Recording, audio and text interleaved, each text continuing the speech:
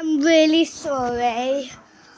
My nanny, my granddad, and my mum gone out. So me and my nan and the dog. Yeah, I know.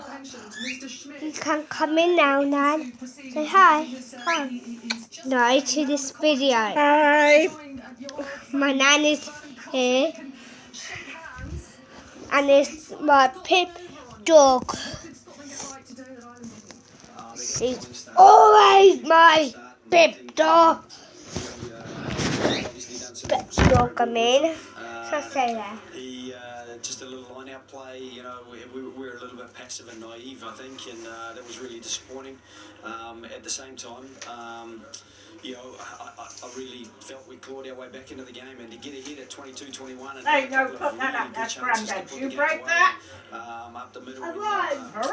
I don't know you've got it, but I'm terribly intend you. Rob Carney carried. We got very close to getting away on them, but when you don't get away from a team who are playing at home and have so much to play for, you know, you're always at risk of them coming back and maybe getting something in the end. Thank you for your time, Joe. We're running out of it.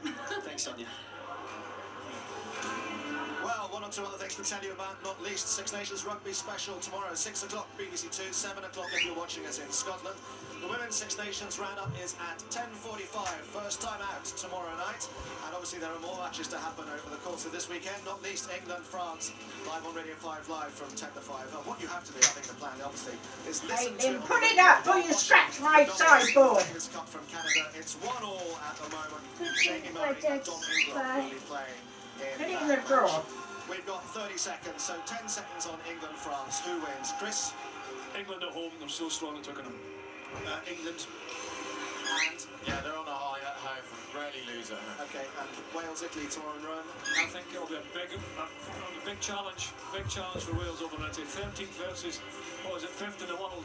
I think it'll be a tough gig. Wales. Yeah, I'll go for the red of Wales. Okay, well, I mean, I think it's fair to say that in advance, we all knew that this was the game to be at this weekend, and it certainly turned out that way. Has the bar ever been set that high for the opening match of a Six Nations Championship? Thanks for watching, and we'll see you in Cardiff next weekend. Bye-bye.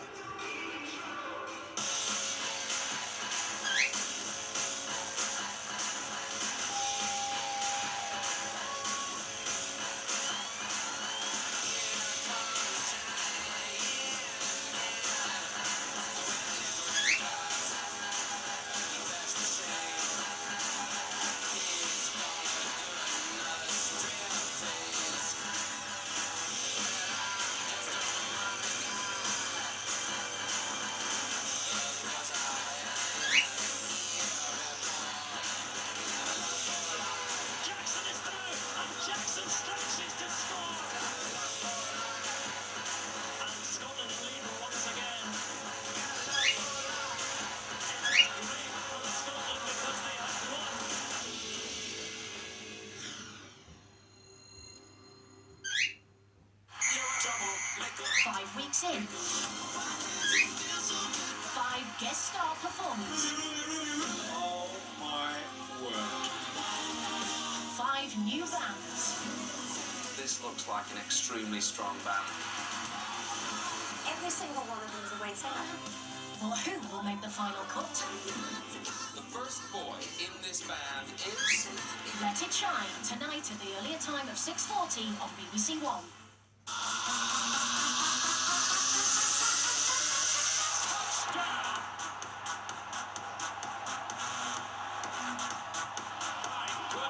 Super Bowl 51, a party worth staying up for. Patriots versus Falcons, tomorrow from 11:20 live on BBC One. That's it.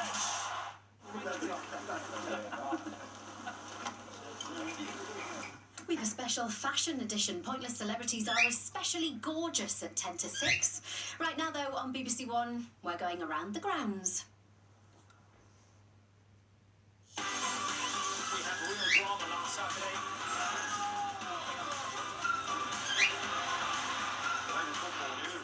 Celtic still 1-1 with about a minute left to play.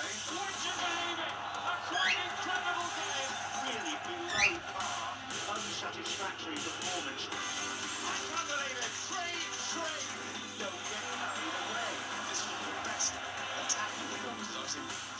some time.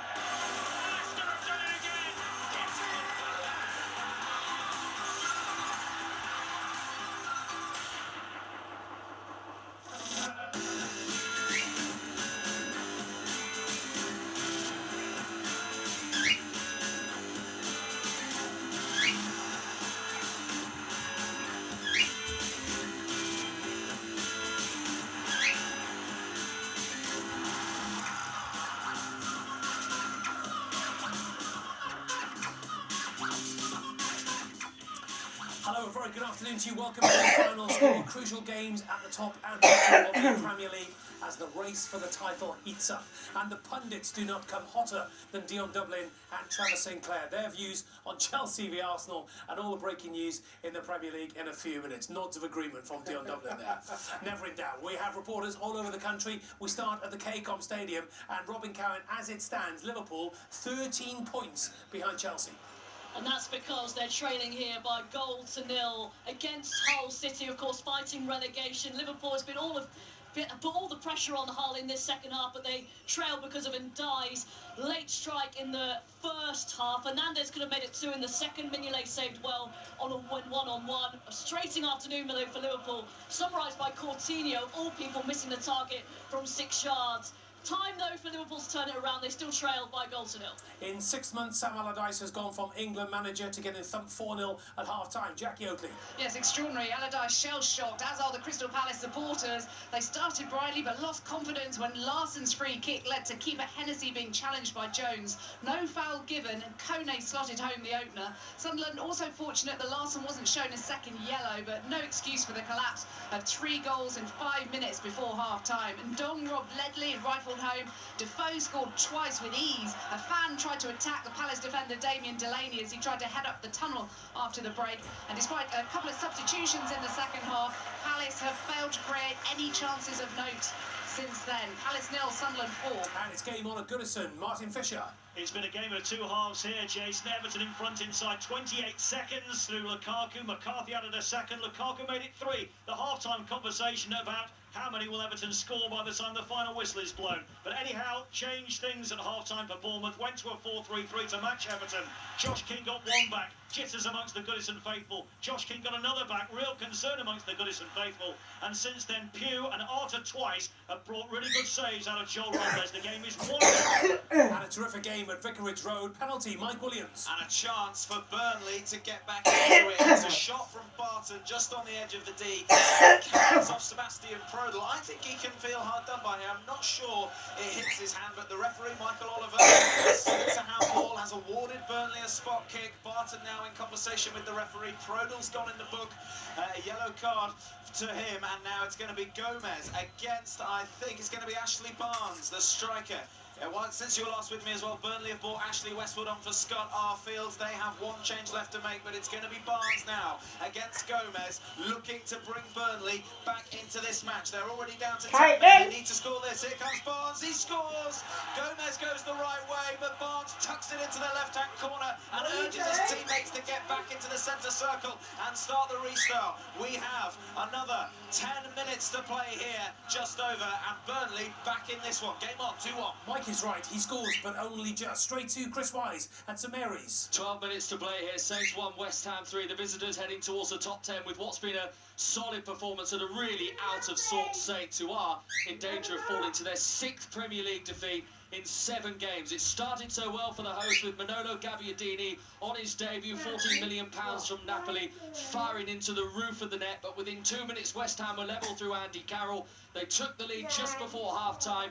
Pedro Obiang with his first ever Hammers goal, and they've taken command of the match in the second half with a deflected Mark Noble free kick. Saints are toiling. They can't get back into the game, and they are struggling. They're 3-1 down. One man has made all the headlines on the back pages of the newspapers in the past 24 hours. He is Saido Berahino, and he is on Ivan Gascoigne. Yes, he is. More of that in just a sec. West Brom's first half dominance here, underlined by James Morrison's neat early goal, but will they regret a series of missed chances? They failed to put it firmly to bed. That naughty boy you mentioned, Saido Berahino, has returned off the bench to a howling reception like you've never heard from his former fans. I wonder if he's been reading the script. It's all set, a scriptwriter's dream. 10 to go. West Brom, they're holding their breath. And let's take you into the Championship. There's been a goal at St Andrews at last now's Premji.